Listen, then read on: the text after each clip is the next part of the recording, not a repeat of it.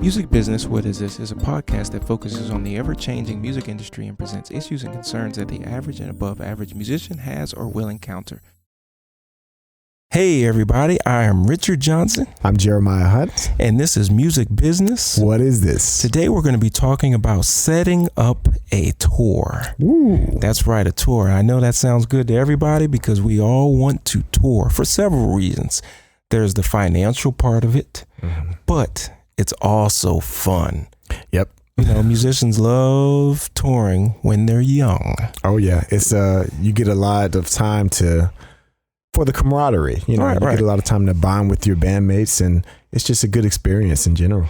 Yeah, you know, every time I hear the word tour, you know what I think of? What's that? It means time of unlikely rest. Wow. Never thought about it. Yeah, just think about it. Time of unlikely rest. If you've got a good tour, you're not going to get a lot of rest. Right. And that could be self-inflicted or it could be because of the gigs. Mm-hmm. So let's get right into it. Setting up a tour. I think it's important to consider, first thing, is a tour necessary? A tour is not necessary all the time, especially with social media today. You can stay right in your house and make a pretty significant income. Right. So I think you need to ask yourself, why do I want to go on tour? Right. Right? Is it because you want to experience a new place, a new country? Is it for the camaraderie of the band, which you were talking about? Is it because you think you're going to make more money financially? There's several reasons for a tour. Right. Is it to promote your brand? So I think you have to consider first why. A lot of people don't think about that. They're just like, oh, we're going to Japan? I'm in, right? And I hear you. I've been there. I've done it and I had a great time. But I think it's something to really think about when it's you and your band and your brand. Right. Right? Just think about that. Band and brand. Those two things are important. When you're a side man, yes, you do have a brand. People are looking at you, but it's generally somebody else's show. Right. So why is this tour necessary? Okay, so setting up a tour. What do you think the first thing's needed when setting up a tour? What is the first thing needed? Contacts. That's the thing that Contacts. I think. Okay, so you need to have someone or you need to make the contacts. Right. Right, so this is where the manager or the booking agent usually comes in. So let's say you don't have that. You have to put together this tour yourself. You have to figure out, where am I going to tour? Tour means you're going to a place that's different. It's out of your realm of normality. Yeah. Right? You could tour in a different part of a country. You can tour in a complete different country. You have to consider, who's your audience? And are they in that region where you want to tour? Right? So as basic as that sounds, I don't think a lot of people really put those two together. They say, oh, I want to tour. I don't care where I go. I just want to tour. Right. That's not going to be music out there. Right. Yeah. Get it out there. That doesn't equal success. And people don't hear that. I just want to get out and play. Great. There's plenty of places for you to get out and play. Doesn't mean a lot of people are going to show up. You have to first consider, what is your music? And are the people where you want to tour open to you playing that music and hearing it and receiving it? An example. Let's say you play country music and you decide to go, I don't know, Bronx, New York, where everybody's a hip hop fan. Yeah. Your tour is probably not going to be as successful as you want. Right. And that's an extreme case. Right. But even with that, if it's not that extreme, you have to consider, where is the audience in this place I'm touring? Right. Right. And it may be an audience. There may be an audience in a place you don't suspect. I bring that up because I was talking to a friend of mine in Spain. I have weekly conversations with people overseas. And one of the last things I ever expected him to say to me was, yeah, I'm getting ready to go to a resort weekend with my wife and we're listening to all country music. He's in Spain. He said, we're taking our outfits, we dress up, we listen to cowboy music, and that's what they do for 3 days. And I'm like, are you serious? in Spain? He said, yeah, and there's probably 10,000 people there. I'm like, wow, that's an amazing group of people. And I'm thinking about numbers and audiences. Right. I would have never thought to go to this town in Spain. And he was like, yeah, we go 2-3 times a year. Wow.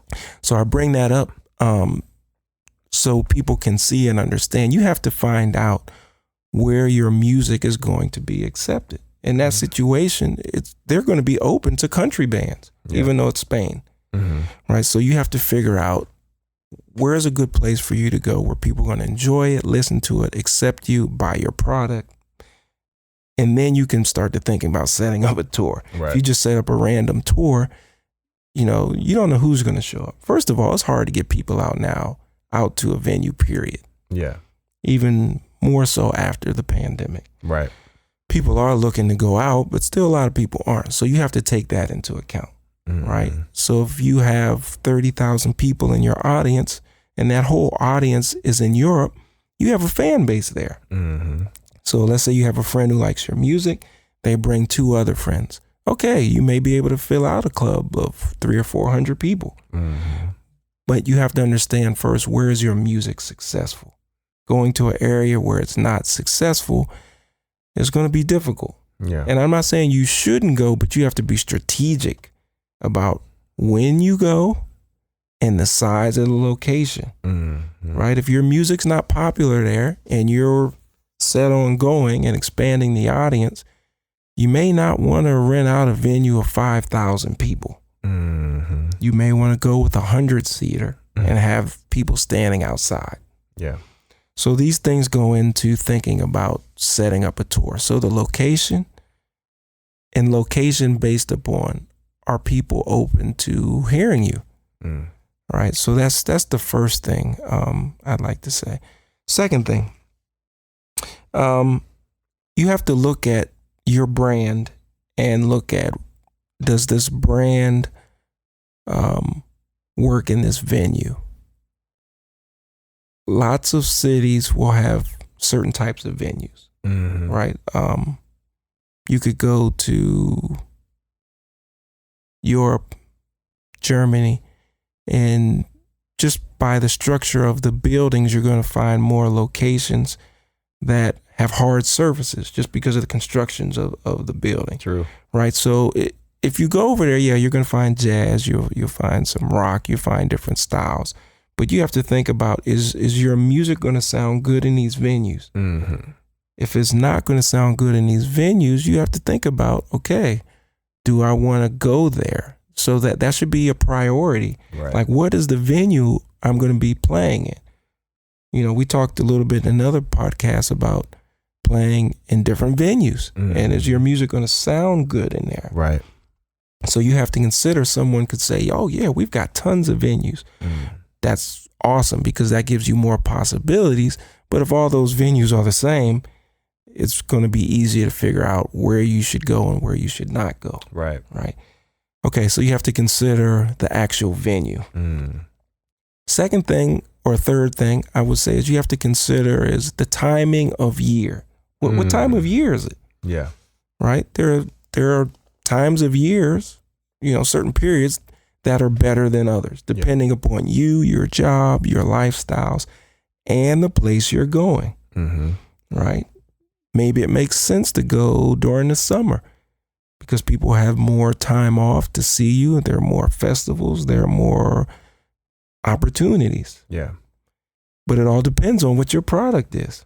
A couple years ago, I did a Christmas CD with a group called Los Asesinos, a Latin salsa group. It's all salsa, but it's Christmas tunes. I'm not going to be touring with that group in the summer. Right. It's just what it is. Yeah. But I could go and tour when it's Christmas time with that music in different parts of the world. And you have to also remember the weather's not the same during Christmas time. So you have to consider these things. For instance, when people see Christmas or they think about Christmas and they see the movies, they think, oh, it's snow, right? It's white out. But that's not the situation if you go to Chile. Right. It's summertime. Yeah. So down there, they're wearing shorts. They're at the beach. It's summertime. And I love that too. Yeah. But you have to consider all these different factors when setting up a tour. A gig is different than a tour. And this is the fourth thing I want to talk about. It's interesting with social media nowadays. It used to be you didn't have a tour unless you were out for like more than at least a week. It used to be like 2 weeks, then minimum. If you really go back in the day, a tour was like a month. Right. That's what I hear. Yeah. Like, I mean, I've talked to cats, played with cats, who talk about the 60s, 50s. And yeah, those cats, a friend of mine told me he was out once for like 3 months touring. That's a tour. Yeah. What's the longest tour you've done? I would say about 3 weeks. 3 weeks? The longest tour I've done is 10 weeks. I went out with the United States government and did all of South America, Central America, except for Colombia. And that was a tour. Yeah. 10 weeks. And they asked me before I went, they were like, hey, you know, I had done 2 other tours from them before. One was 4 weeks, one was 5 weeks. And they said they were very successful. We want to bring this opportunity to you. They had seen that I had filled out that I wanted to go to South America 4 times, and they sent me everywhere but South America. So then finally they said, hey, do you want to go to South America? And I was like, you obviously have seen, yes. And they said, okay, this is extreme, but do you want to do 10 weeks? I said, of course. You know, it was like a no-brainer to me. Yeah. I could do that back then. Now it's a long time. So you have to consider, what is a length of time that's going to work for you? You may have a family, you may have a teaching job. So you have to figure out what is reasonable when setting up this tour. Yep. You know, because some venues are not going to want you just for one night. They may say, hey, come to our club. We want you to do 4, 5, 6 nights in a row. Right. Okay, great. I love those because you're in one place.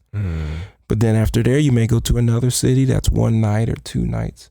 You may have a day off. So you have to figure out what is the maximum amount of time that you can be gone, depending on your situation. And that varies for everyone. Now, I know this podcast is for students, and they're probably just saying, I just want to get out there and be gone as long as I can, because I've been there, right? So you have to consider, okay, is school an issue? Is it during the summer? Is it during winter break? So that's probably the 4th thing I would consider. 5th thing, how are you getting in between these different locations? Right? Are you flying? Transportation. Yeah. Right, transportation. Are you on a bus? Are you your train? Is it a combination of all those things? Because all those things add up to a number. And you have to see, is that number reasonable for you to make this tour with your equipment? That's the thing you can't forget. There's you, but there's also your equipment or your instrument. Right? I play piano. So generally, if there's a piano there, I'm good. The downfall of that, I don't know what kind of piano I'm going to get. But it's different if you play bass or saxophone. Most saxophone players have their instrument. They're going to have to be lugging that around. Right? So you have to consider these things, because once again, there's a cost in that. And that cost, if you're a leader, comes back to you, whether you see it or not. Right? So you have to consider, okay, we're getting on the bus. It's the cheapest thing we can do. Yeah, you may be able to do that when you're 20, 22. All right. And just take whatever instruments are there when you get there. That may not be the reality of a situation when you're 30, 35. You've got sound men, you know, depending on your music, you may need some equipment. Every location is not going to have what you need. Yeah. So your tour is going to be based on these things. How portable is your equipment? May be easy, may not be. There may be a charge every time you get on that flight because you've got these 6 extra bags. Yep.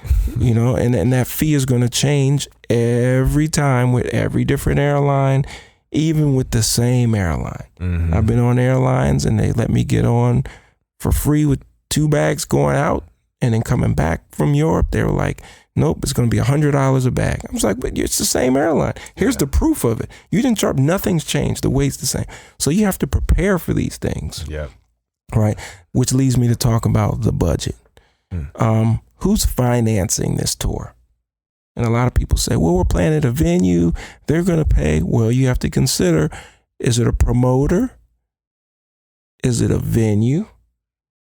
Are they paying you by the door? Is there a set fee? Depending on your style of music, there's a lot of gigs that still pay by the door. A lot of people look at that negatively, and I understand that. That could be good depending where you're at. But you have to really do your homework and see, where is this tour? Yeah. Right? Yeah. We all want to have sales ahead of time because that's guaranteed money. So yeah, I understand that. But if the door gig is the only gig you could get, you have a day off.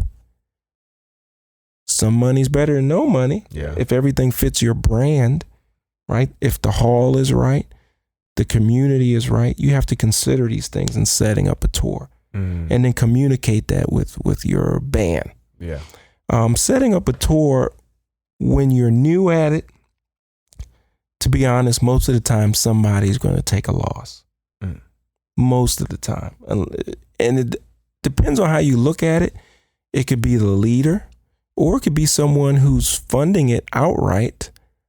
They're taking a loss in hopes to make a gain on another tour or a year or two if you show you have potential. A lot of people don't understand, okay, I'm a leader who's taking the cost. Sometimes leaders don't get paid on tours, and that's just, it's just, I don't want to say accepted, but I mean, it's been that way for a long time until after a couple tours, and then they're making significantly more money, and then it's easier to level out. So you have to figure out, how is this tour going to operate, and at whose expense? Is it at my expense? Some people say, I'll never do that if I'm not getting paid. Okay, I'm not saying it's a bad thing. It's an option. But then you have to look at some of these great bands where that's what happened, and you never hear about it. You won't know that. Right, to get that band out to sell that product. You hear about some groups who are out there selling loads of downloads and CDs or product streams, whatever, because they're touring. Because they're touring. Without that tour, they may not have that. But at the end of the day, the finances of where's the money coming from for the flights, the trains, the buses, the food. Right. And you can say the venues, but most of the time it doesn't add up until you get to a certain level, right? Then you can make some demands on things and level it out. And it still doesn't mean the tour is going to pay a whole pile of money. Right. But you have to be able to see the long-term vision of if this tour is needed, right? Everyone wants the tour because it's fun and you're making money. But you also have to think about the reverse. Who's losing money, right? It could be the leader. It could be the bandmates, right? Yeah. And some will tell you, some won't. It could be the promoter. It could be the manager. And if that's happening, most of the time, they're sticking around hoping that it pays off in the back end. And 2 years, 3 years, 4 years, 5 years. Hence a contract you may have with this manager or booking agent or whatever it is. There's usually a time frame on it. So you want to consider all those things when setting up a tour. Anything on your mind? Well, a lot of good information from someone who's set up plenty of tours and been on plenty of tours. As someone who hasn't set up my own tour but has been on other people's tour, what comes to mind for me is getting information while you're on other people's tour about the venues that you're playing at, the promoters who are accommodating. So you're talking about the itinerary. The itinerary. Yeah. Everybody wants a good itinerary. I love a great itinerary. Or I'm sorry, I said getting information, but what I meant to say was making connections while you're on someone else's tour. Because we talked about looking at the venues and realizing what venues you're playing at. Maybe I'm on your tour, and while I'm there in Europe somewhere. Okay, so you're talking about the network of connections you make with other people in order to get other gigs and tours. Right, for your own, Yeah, I mean, That's another great thing about a tour. Right. You know, the connections you make with other bands. Yeah. If it's a festival. Sometimes you're doing tours with other bands. That's the coolest. Mm-hmm. If you're moving around with two other groups and they're hip. Yeah. I mean, you get to hear them nightly. You may end up on those gigs. Mm. So yeah, you're able to make these connections on tours, and physically be in front of someone instead of just being on social media. Right. You know, ultimately that's the goal, because you want to play with different musicians and have different experiences. I mean, that's the beautiful thing about most tours. Yeah. Anything else that comes to your mind? Happy touring. All right. Touring is something we all want to do, like I said earlier, in general. And it's something that a lot of planning goes into it. My advice is ask lots of questions. I would say figure out an area first that's conducive to your music. Write that down. Circle it on a map. Start looking at venues your friends have done. Mm. Let's say you come up with 30 venues. See if they fit for you. Out of those 30, maybe 8 work. Mm. Okay, your tour maybe is going to be 10 days. Mm. Contact the venue. See who's there. See what the ticket prices are. Go online, see how much is a flight there. Do you have miles? How are you going to get people there? Figure out how many miles is it between each of the cities. Can you drive? Can you fly? What's the cheapest? What's the most expensive? What's the fastest? Right? Which mode of transportation is going to have the most cost? Baggage, gas. Figure that out. Put it in an Excel sheet. Add it up. Look at your time frame. Can we logistically do this in 10 days? Will everybody be worn out if we have to drive 7 hours between every single gig?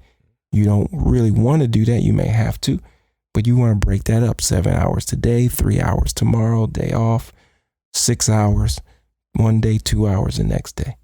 Okay? Is food included with the venues? Mm-hmm. Are you buying the food for the band? Right? Are there locations where you can stop and get the food? What is the food? Right?